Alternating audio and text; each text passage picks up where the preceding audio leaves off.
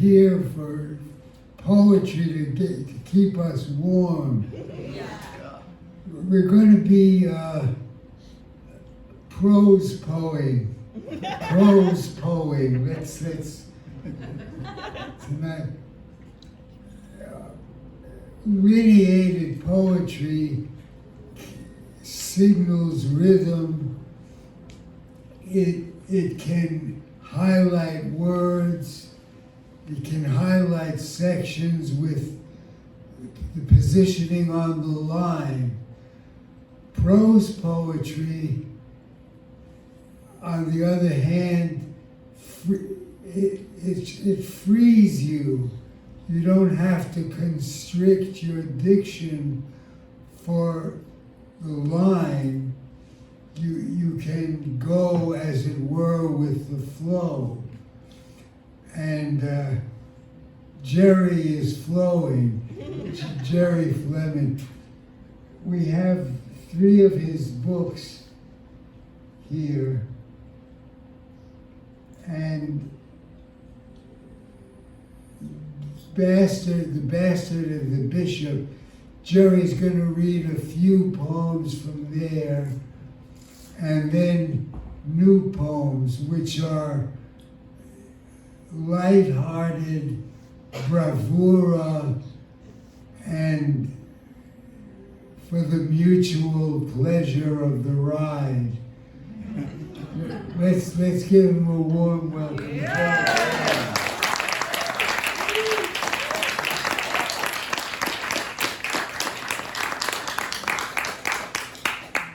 This whole thing out of here. I'm not going to read this whole bag, but, I promise, but I do have an order of things, and I'm going to try to figure it out here.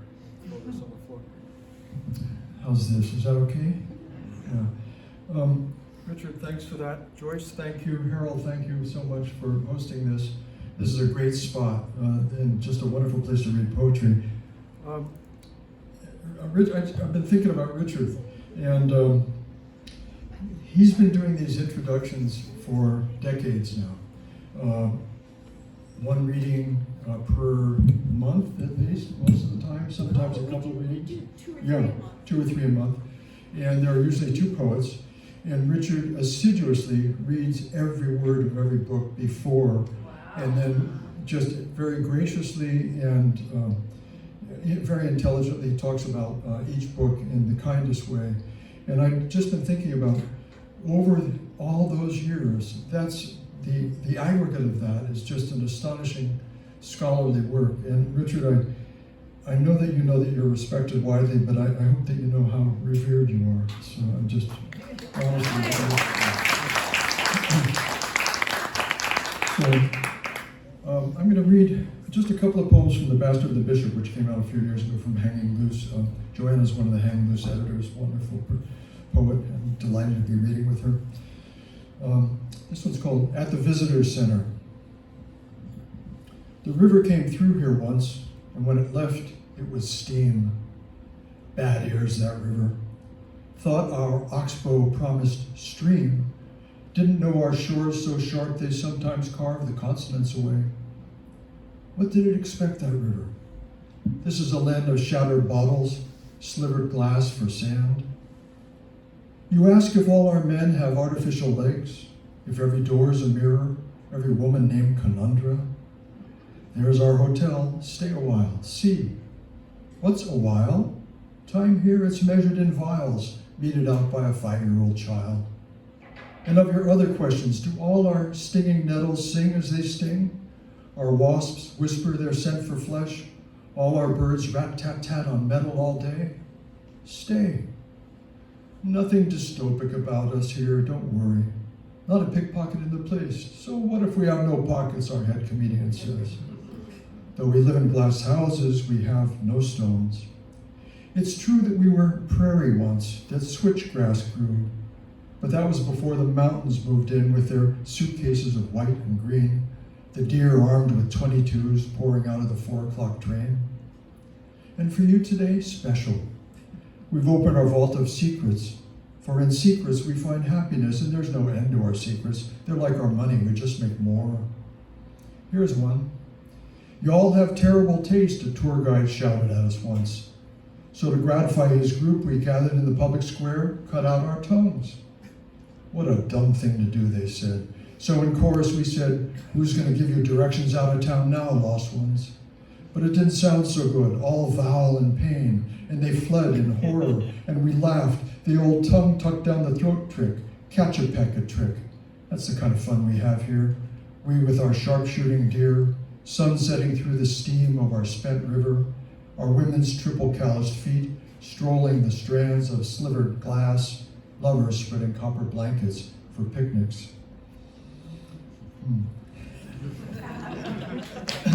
And now for a strange one. Sister, they called him, and it's too complicated to get into here. Let's just say it had to do with a family of 18, 5 parents, Wyoming, the 60s, shared clothes, few shoes, one bureau of drawers to serve 13 kids less than 9 months apart, competition, frantic hands in those drawers, 5 parents in the stone-strewn field all day, field that yielded nothing, desiccated carrots, cabbage like cardboard, those same parents giving each child a legal name, after number 7 though, papers filled out, never turned in. 6.5 they called the one buried near the failed kale, not notated the father decreed, no need, should have fed him to the others, no laughter from the women. And sister, not quite the youngest, not clear who was the youngest, him, not ever informed what underwear to wear, what shirts, if any, were left. And anyway, this was just about the time the parents, our parents they call them, though one of the kids, an older girl, once joked that father parents should be called faster, get it over. That's what the mother parents called them up there in the room. But only a few knew it was a joke, and the boy did, that's for sure. And anyway, his random clothes period, lasted 9 years, was around the time the parents stopped calling them any names at all and just hollered brother or sister, Suster, one of the mothers pronounced it.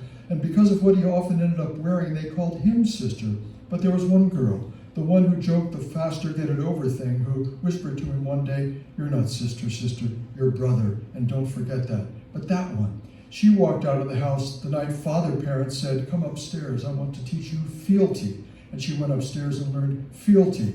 And then, just before the sun came up, sister sat up in the middle of the floor blankets and snorers and saw her go to the drawers, pull out some things and not put on shoes, but carry shoes, and she was gone. Sister never saw her again, and I'm sorry, I just can't get into all the history of the sister thing and why he kept the name, even after the authorities came in their blue vans. And by the time sister was in the group home, by the time he was as old as the girl who left, they said, "We want to give you a name. What about Cody? What about Cheyenne? What about Orrin?" But sister, he kept saying, sister, so they gave him sister.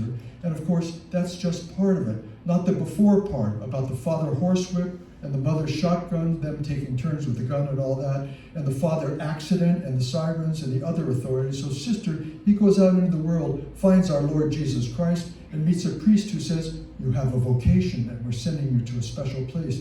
And sister thinks he'd said vacation, and anyone likes it where they send him, and he has his own room, and soon they call him Father Sister, and that's where the trouble started, they say. It had to do with a certain sermon, one that went south, they say, on the Immaculate Conception, but that part, that's a really confusing story.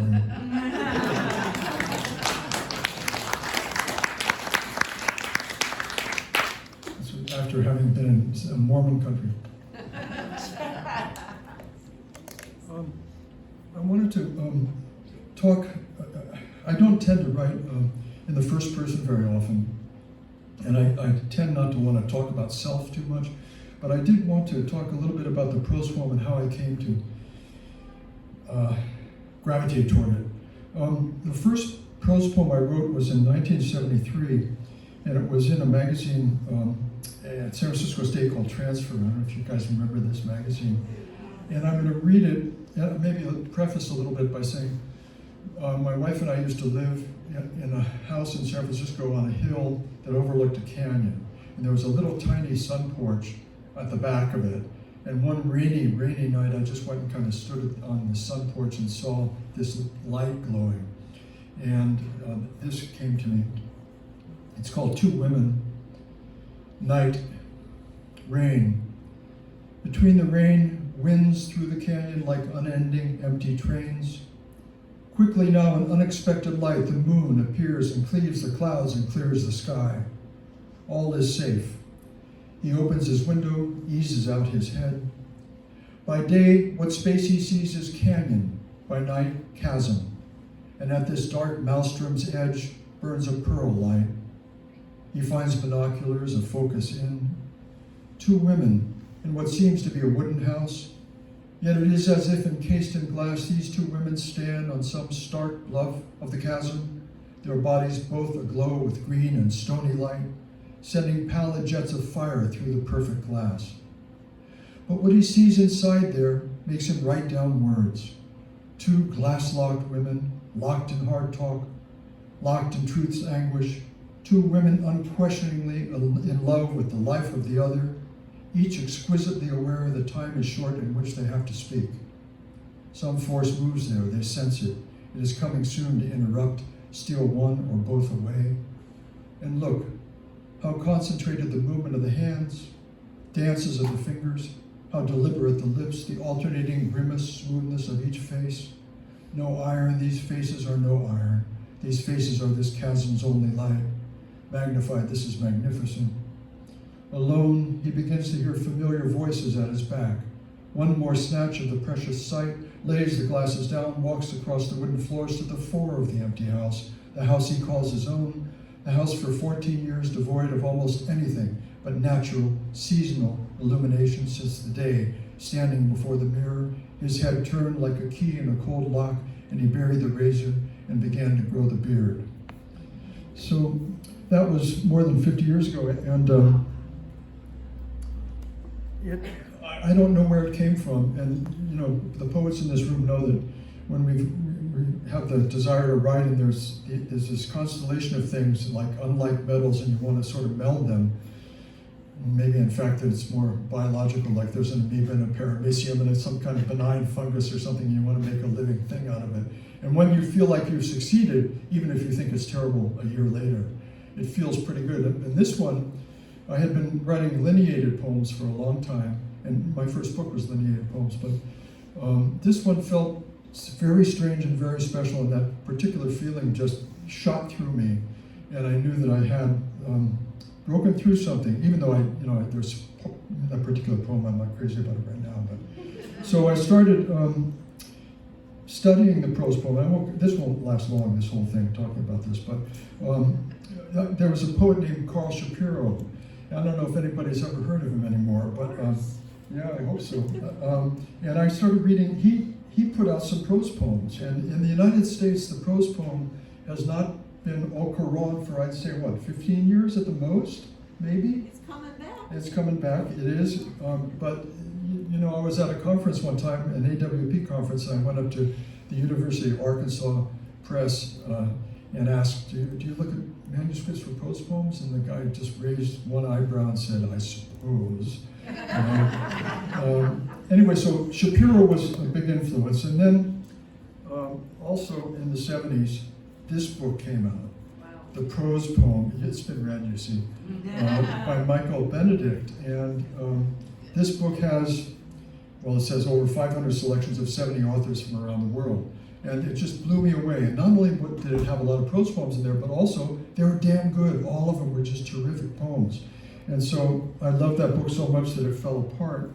And I went to a copy shop and got it enlarged, and so I still go to this book once in a while. It's just the most amazing thing. So anyway, there was a brotherhood and a sisterhood there that I loved. And then, of course, Russell Edson, who most poets in the room know about Russell Edson. I think that he could be called the father of the prose poem in the United States. He was the son of Gus Edson, who was a famous cartoonist back in the day. And Edson just kind of broke it open, and it was never an academic pursuit. And I'll read one of his. It's a pretty famous Edson poem. It's called The Family Monkey.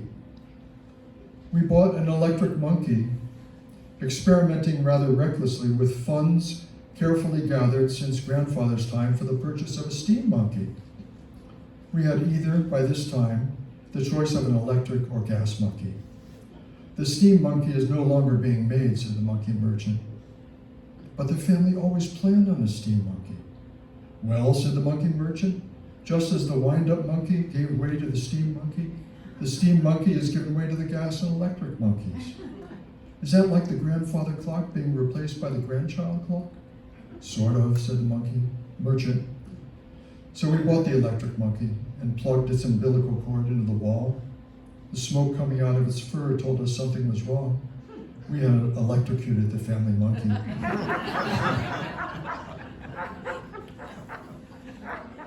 So now the prose poem is in academia, and people are writing really good stuff for sure. But I'll read this next section. These are newer pieces, and this first one is called The American Prose Poem After Russell Edson. He did not at all like the master's monkeys. They fought him every chance they got, spat on him, howled as they ran away, kicked over his coffee, pelted his Audi with banana peels, told jokes about him in the language of monkey, clots of them, raucous in the university elms outside his office. They taunted him, egged him on. Do this, they seemed to say as they turned cartwheels, flipped branch to branch in the magnolias. Human see, human do.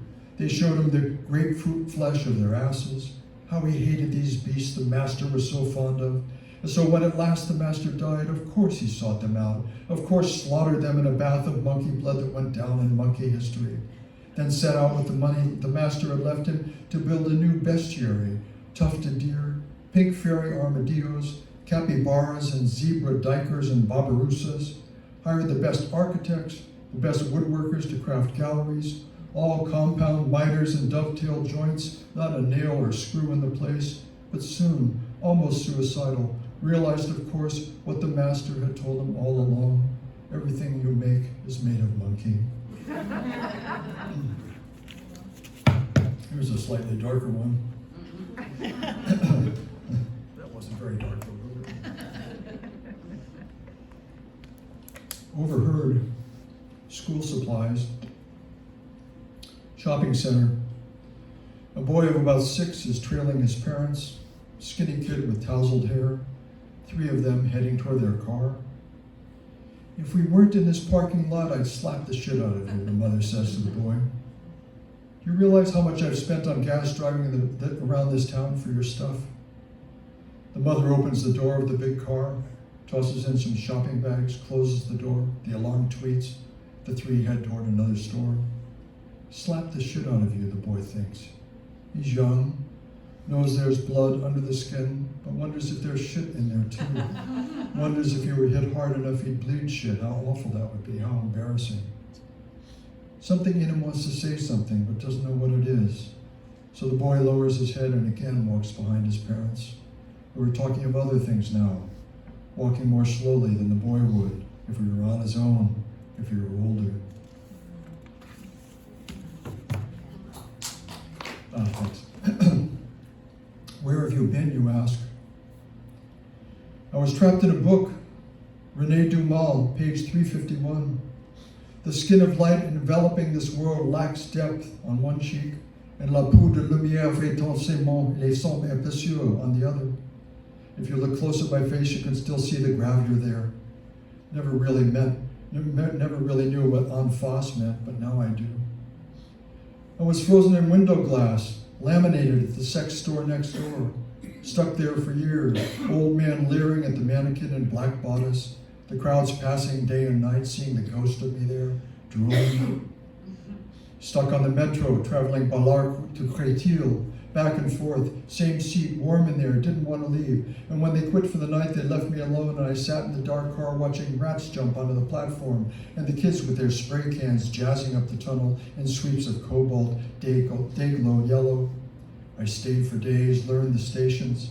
Liberté, Poissonnière, Michel Bizot, met 3 buskers on the platform, and they fiddled for only me. And on the last day when I gave them my wallet, they swore they'd give it back, and they will. Any day now, there will be a knock on the door. I was trapped on the tread of a bus tire in the rain, 2-dimensional, and as the bus made its way, I felt every cobblestone, every smashed bottle, every cigarette. But I'm better for it. I'm well-traveled, brother with rubber, and when they peeled me off, pumped me up, they applauded, and I bowed, flexed my new biceps. I was in a mausoleum, stole in, brought my chicken sandwich and orangina, cozied up in an empty crypt and napped. It smelled like roses in there. I heard the metal gate snap shut, padlock click, and I learned there are no vowels spoken in Columbaria. It's a consonantal rumble, and you'd think it'd be all M's and R's, but N's are in there now. A little S, a wind of F, it's frightening, but the worst of the Z's. Let me never hear that low Z spoken again. When the gate opened and I could hear sirens, I headed out free. Speaking of speaking, another day I lived in a voice. The choice, not mine exactly. I was thin, I was weak, stood at the corner waiting for the light to change and was sucked upward in the intake of a huge woman's sneeze. And there I was, you ask, so I'm telling you, clinging to the epiglottis, my feet on her laryngopharynx. When the sneeze storm came and went, she coughed to dislodge me. I held on. The larynx has these footholds, you see, little tracheal bands at the bottom. I planted my feet there, refused to fall. The vocal cords are slippery, and I knew that if I fell, esophageal, it's acid all the way down, and I wouldn't be talking to you now. You wouldn't be asking me where I'd been.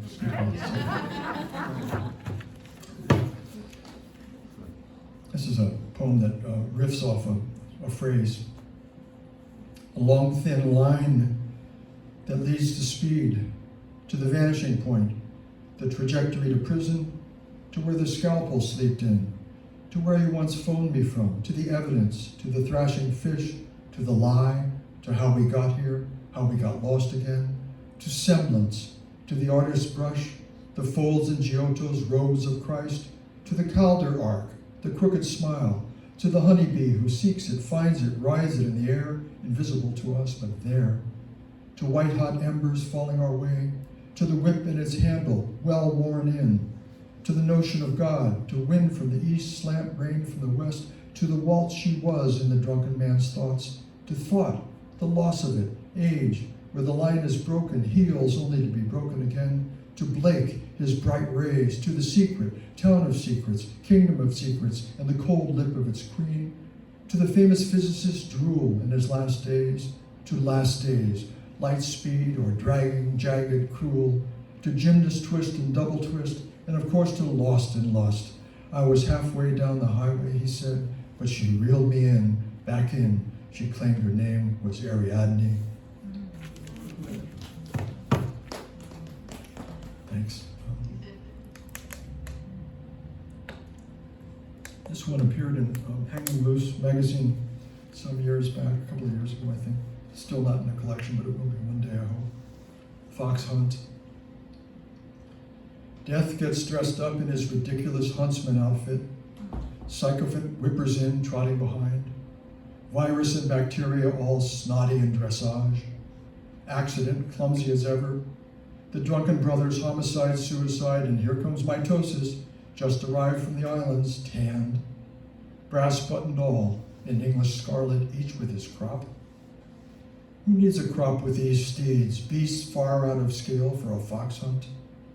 They've not yet run, but they're lathered. Just say the word, they need no whip, no water. And those hellhounds, half the size of the horses, unchained now, all in sizer. As to the fox, he's dreamed this day and now it's here. The approaching clamor, but hasn't lost his humor. All this for me, he thinks, I'm flattered. Supposes he should run, so runs. Doesn't know where the territory ends. The land belongs to the Baron and his son, roamed by their virgin cows, their silly bilberry goats. He hears a foxhorn, thinks it undignified for death to expend his breath like that. Must be pro forma. He's lathered too, but steady, resigned. Thinks back on his life as low grass passes under him. Mostly a life of service. Rats and mice out of circulation. Sure, I've eaten a few chickens, regret not a single one. Hole in the fence, seems the Baron left it there, not by chance. First the eggs, and then he didn't close it. Strange. So I went for the hens.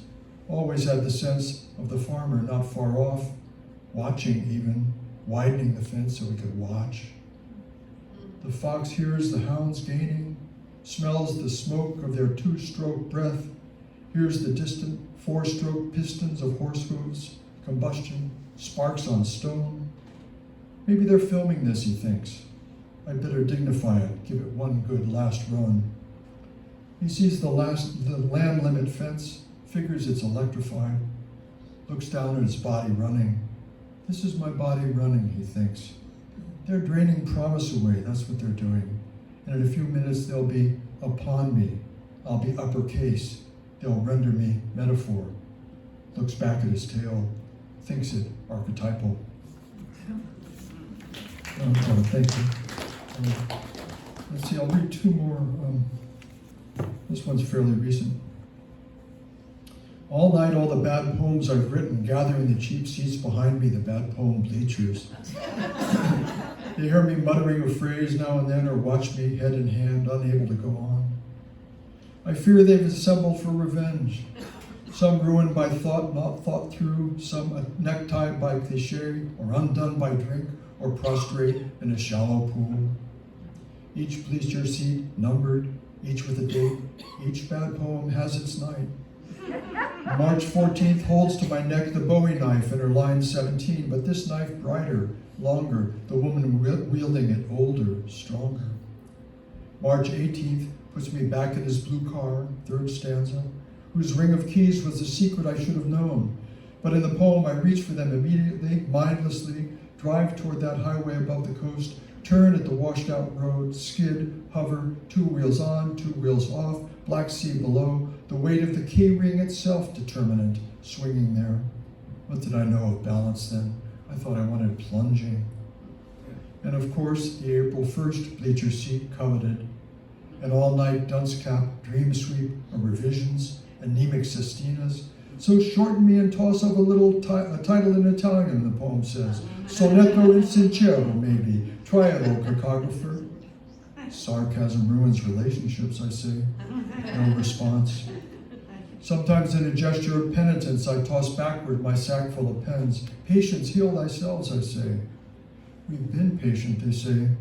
Give me time, space, you say. I'm making progress on my magnum opus on desire. But we remember who you are. That's our job. May you live a longer life then, and one day turn and stand and look each of us in the face.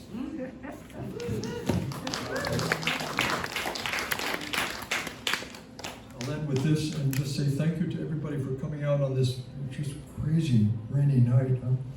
And during these times, I forgot to bring, I have a shirt that I bought in Mexico, and it's a picture of Trump, and on the bottom it says pendejo. And I wanted to wear it and I forgot. And so it's just perfect, I think. It would really sell well now, I think.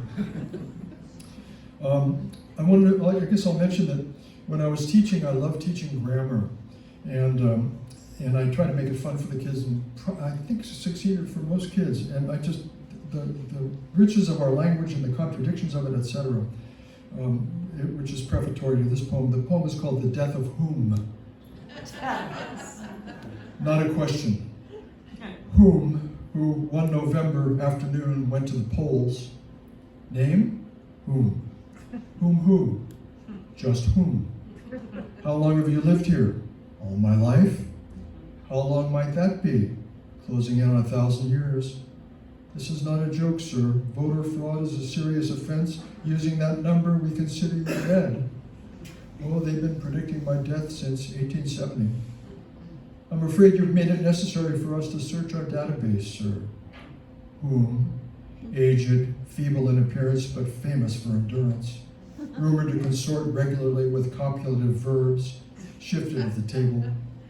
Sir, we've discovered you've registered in many other counties, many other states, and that indeed in some states you've registered time and time again. Those are relatives. Relatives? All registered in the same single name. Hard to believe, sir, you forced us to alert the authorities. What about a driver's license? Can you show us a driver's license? I don't drive. When it is called for, I'm driven. Other form of photo ID then? You're being offensively subjective, my friend. This is a simple objective case. You don't recognize me, do you? Look in a mirror, Look around the room. I've served him and her and them, even when they didn't know it. I've been rendered empathetic, called stilted, archaic. Go back to where you came from, they say. Where did I come from? I'll tell you where I came from. My ancestors emigrated from Guam long before you brutes came along. I lived in the goddamn factual objective where interrogatives got straight answers. The chalk-faced man at the table pushed back his metal chair, stood. Mr. Whom, or whoever you are, take your fake self and tall tales and get the hell out. You will not vote in this county. We are patriots here, all of who have taken a stand against the laxity.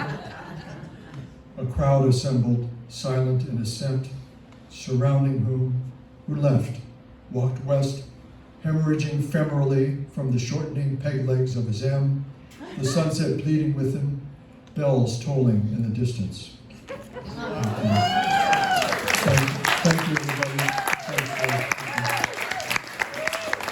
So happy to be here with you.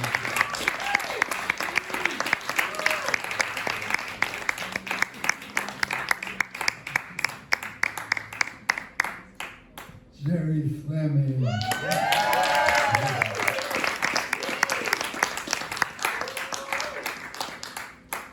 Okay, Joanna Fuhrman is here from New York City. She took the subway all the way through. Thank you, Joy.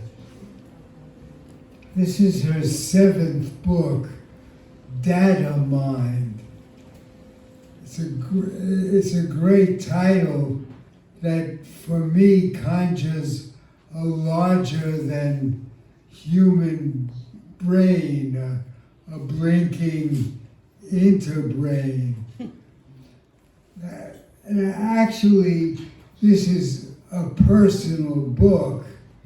It comes from an I, and we relate to an I, but it's the original surrealism, the 20th century version with André Breton and the boys, was based around dream and the unconscious. This book is conjuring a 21st century surrealism. The twists and turns, they're really acrobatic feats of twisting and turning, of mind bend. Some of it is very funny, some of it is very dark, all of it is gripping. So let's give her a warm welcome, Joanna Fuhrman.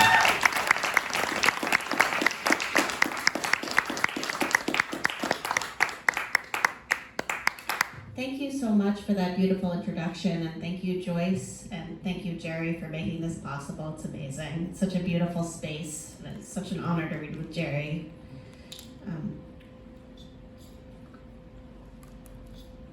I'm going to start with a newer poem, and then I'll read a poem from the book before Data Mind, and then I'll just read from the new book. Obeyed. The night the fascist wins the election, you find yourself swimming in a glass of milk. You aren't yourself, or you think to yourself that you're a different kind of yourself. It's peaceful, and you notice other people enjoying the calm of the liquid retreat. You wonder if this is why they let the body snatchers take their place, why you let one take your place, let yourself shrink to the size of a bubble in a glass of milk. In the milky resort, we clink highballs, watch professionals in tennis whites smile broadly. You smile broadly, or you imagine yourself smiling broadly. I listen for news outside the glass, hear nothing.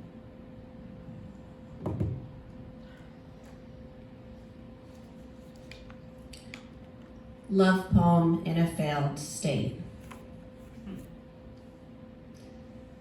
Some mornings when I am just a typo in pajamas and the rain is the thick black eyeliner around an unseen sun.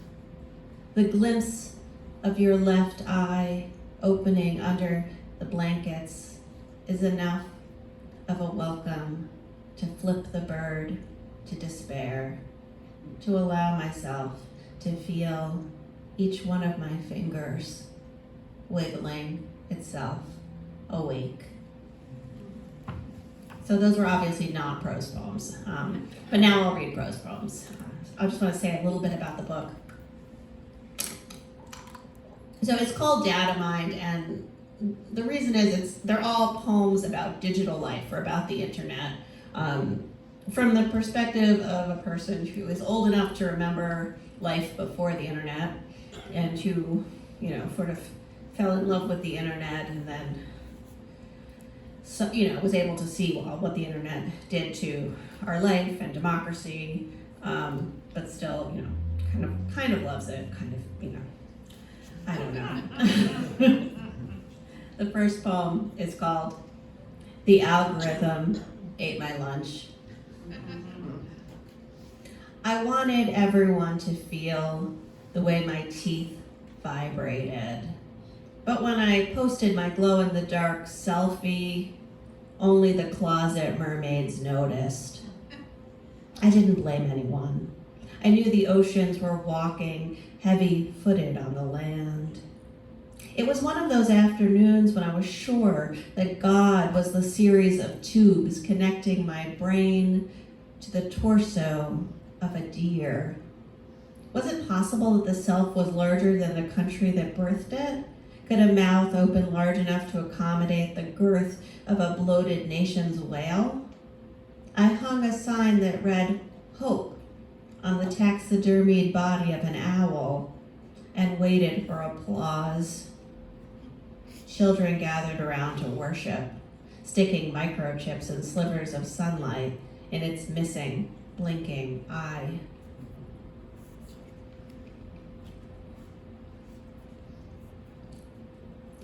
The internet is not the city. So no one can see your red pimple or your purple wheelchair. My optimism about this is stuck in 1997. But what do you expect from a woman whose wrinkles are deep enough to reach her subconscious? As a preteen, when I first rode the subway alone, I carried a heavy Walkman, listening to upbeat songs about the end of the world. Back then, the cars were wrapped in unreadable, brightly colored names. I thought of poetry as a way to get lost, like the internet, but I hadn't yet heard of the internet. Back then, I didn't need to feel lost to get lost. I didn't need to get lost to feel lost, I spent so many hours on the phone talking to my friends that my neck ached. I wrote in a poem, "Talking is like going swimming in a small pool. You think it's the ocean until you bang into the rail."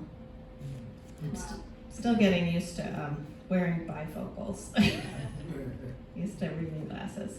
Okay. These 6 emojis explain your life right now. I know how to wrap myself in other people's mishigas. All morning I read about the woman from Louisiana who can't stop her son from hiding under the bed. A man in South Korea learning to fish in a hotel bathtub. A child across town who swallowed a whole marshmallow shaped like the Guggenheim. I take screenshots of these strangers' problems and blend them into a banana kale smoothie, drink it from a wine glass with my naked ass deeply sunk in a silk pillow. Afterwards, my body is a pink cloud with winged sneakers. I hover above the data, rain down gossip on other people's pain. This is a kind of freedom, but also what? a kind of tragic happiness like that cowboy who thinks he can lasso transcendence and tie it to his belt buckle? Or like that photo of the lake on fire your student posted as their grinder pic, or at least claimed he did. Like everything else, you'll never actually know.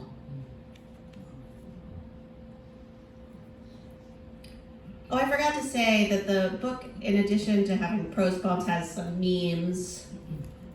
So you can look at it and see they're like sort of section dividers.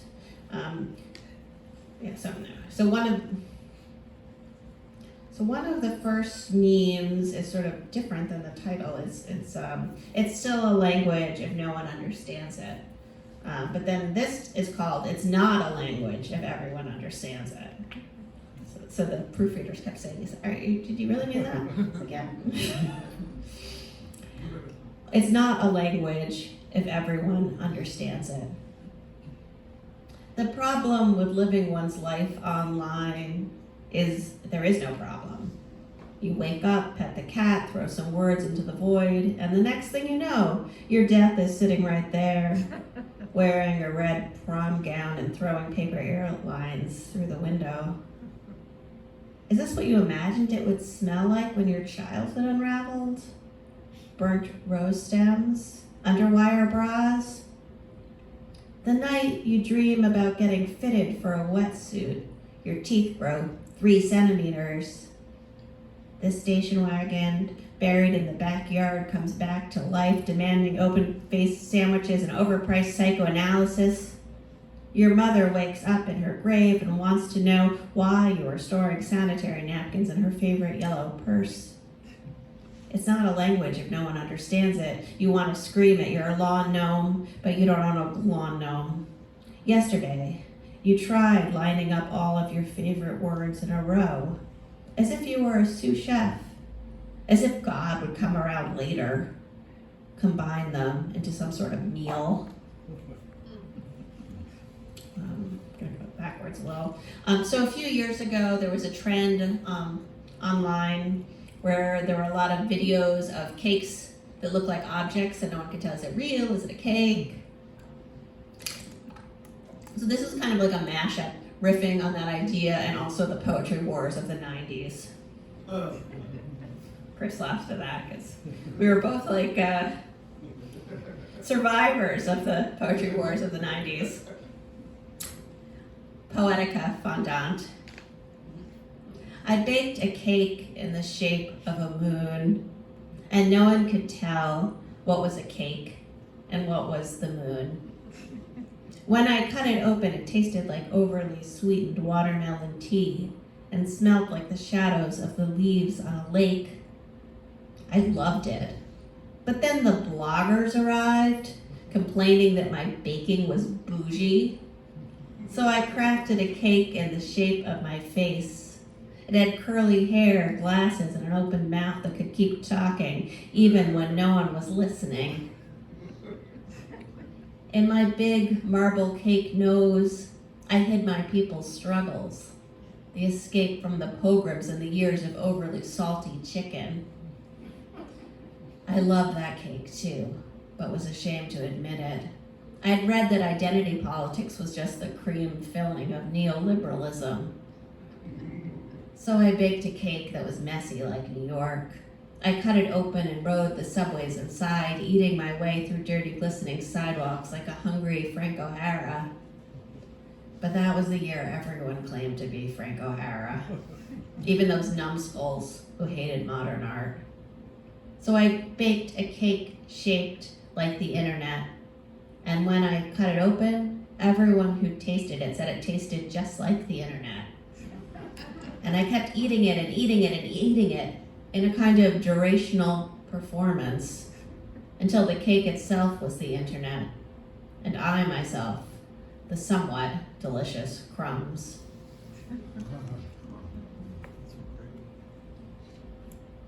So a section of this book is all sort of riffs on film. So it's like rewriting films. So I'll read a couple of those. And the meme that starts it is The future leaks into the past.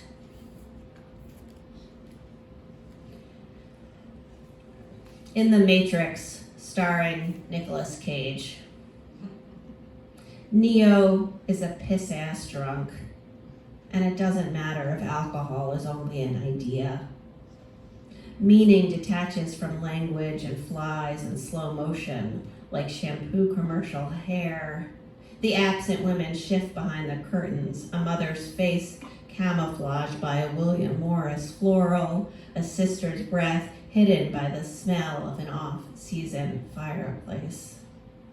The 21st century is riding a bloodshot Ferrari into the mouth of climate change, and it needs pure vodka to make it okay.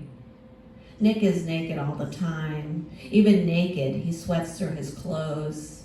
Even when he's fully dressed, his dick swings unsheathed. You try lassoing the sky's panopticon with only a goddamn body part. He knows the world isn't real, so why not just buy a big-ass blow-up doll? Why not just wear your rubber Donald Trump mask to a crowded theater and flail your octopi limbs at the screen? This is, well, you'll see what it's about. Dataverse. My hands in long white gloves slip through the monitor's watery screen, and I become the princess of death in Cocteau's Orphy. Are those my lungs floating, or two fossilized Twinkies salvaged from a previous millennium's deep ocean fridge? Time, a marble in a broken Rube Goldberg machine, wobbles, jerking both backwards and forward. The ruins of a city fall inward and then back towards the dead. What sadness I harbored for the loss of the planet, I replaced with a crying face emoji. The anger I meant to direct at the oligarchs became the word oligarchs, written in flashing Comic Sans. Orpheus, you claimed you were my companion in darkness, but it turns out you were just another so-called lyric peddler, your face too symmetrical to be of any use as a disorientation mechanism, your language too lovely to blow up the bank. I take off all of my clothes, only to find more clothing replicating underneath.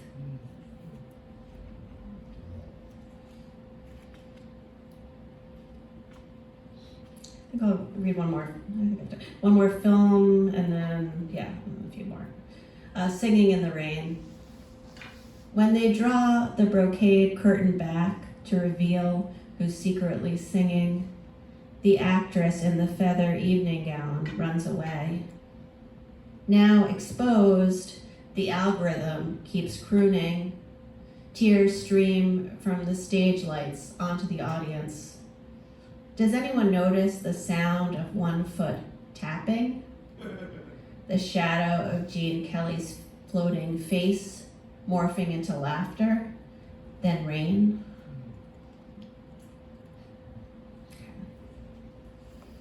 This is called How It Started, How It's Going.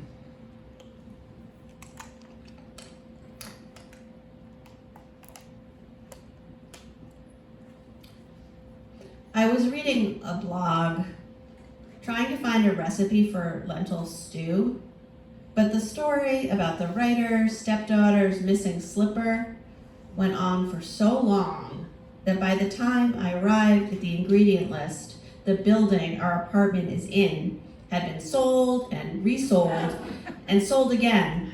And even worse, our kitchen had been replaced with a digital oven that turned all ingredients into different flavors of miniature muffins.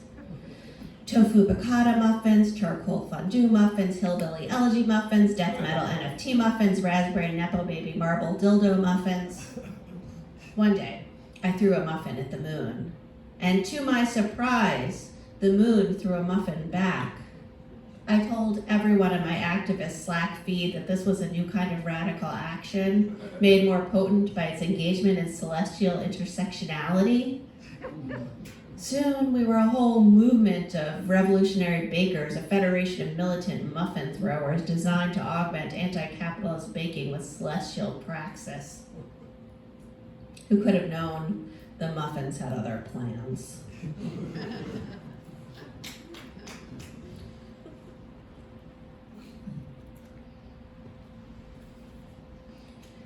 My American name is Money. Strangers ask how you feel about terror, but when you hear tell her, you wonder, who is this her? And why is she getting all the attention? This is the problem with coalition building. You think you're holding hands with another, but it's actually an empty rubber glove. Gichirico was right about the Song of Love. Cruelty makes more sense when you're looking at an empty piazza than a bustling square. In the algorithmic state, the town square is a cage where we think we're having sex until we wake up and find we are thumb wrestling a robot ghost. Understand, I didn't grow up in this pixelscape. I don't know how to remake my face into the face one recognizes in the mirror. Do you still remember how it felt to share a boysenberry milkshake in the back of a truck? You know, I was a person once with actual wet boots. Back then, I only gurgled like proto-data when it rained. Go back to this one. My country has turned into a haunted house. Even if you put a white sheet over your brain, you can't scare the future out of her werewolf suit. The crowd that waits to enter is losing patience with quality control. They want new sneakers to walk them into static. This is how narrative works. The arrow that exits your heart used to be a needle sewing the present to the past, but now it just points to itself. So what? What kind of why? The taste of sulfur wakes you up and you find yourself at the corner of hot pants and rage holding a sign to protest an identity that hasn't been invented yet. Did you think a different sort of magic was possible? Come closer to the smell of history drying on your skin. It looks like talcum powder, but no matter how much you wiggle your limbs and dance, it never shakes off. Okay, read a few more.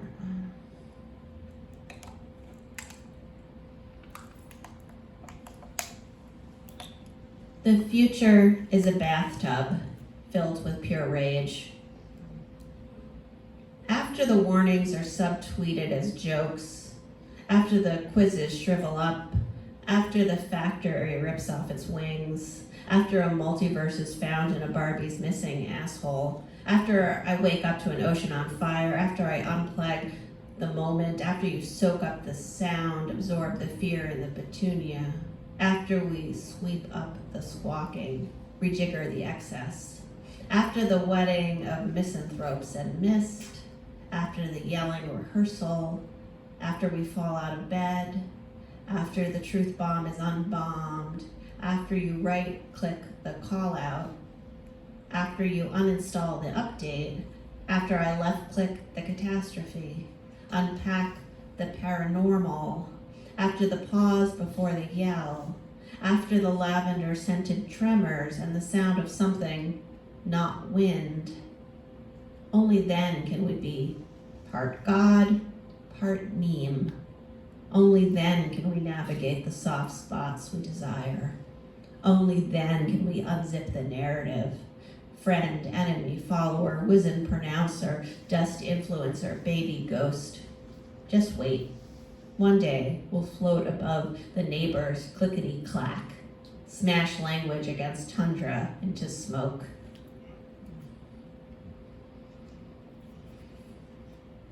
I'll just read two more.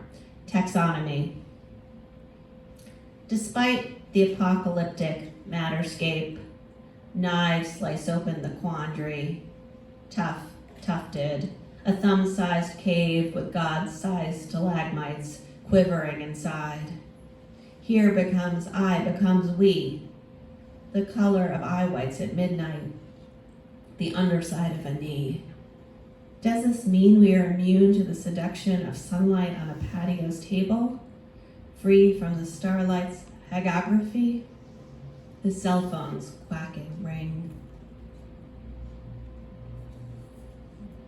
Data mind. The joke that replaced our democracy kept waiting for the laugh track to return. I tried to recalibrate my response, tried to say, no thank you, without turning off the lights. What misery was left, I swept up, hid away in a cracked jar. I cried out, please bring me your cheese fries, longing to be free. I tried again. I chanted now. I called out, when? All the clocks in the underground supermarket struck the same mistake twice. The clown shoes grew a city on their nose. The locks picked themselves. The radio swallowed the television, which swallowed an old hunk of cheese. What I thought was my childhood wore a Groucho Marx mustache on her chest. The joke tap danced on the wall. The wall tap danced on the joke. I clapped my hands together as hard as I could, but I couldn't make anything stop. Thanks.